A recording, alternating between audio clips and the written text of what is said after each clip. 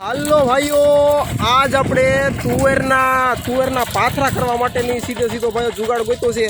આ તુવેરને ભાઈઓ કઈ રીતની રાપ મારો કે એનો તમને જુગાડ બતાવી દેવી કે ભાઈઓ તમારે ખેતી કરવામાં બહુ સહેલું રહે. ભાઈઓ આપણે ટૂંકી જારીએ તુવેરનું વાવેતર કર્યું છે 30ની જારીએ.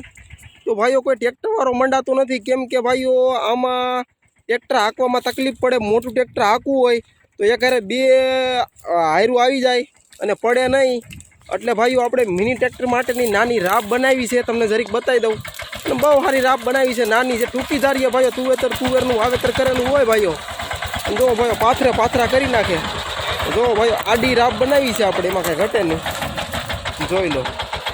અને ભાઈઓ વજન પણ એને ઓવરલોડિંગ મૂક્યો છે આપણે કે ભાઈઓ રાપ ઊંચી ન થઈ જાય. તો ભાઈઓ તુવેર માપવા આપણે કાઢવા માટે આપણે ભાઈઓ રાપ બનાવી છે કમ્પ્લીટ.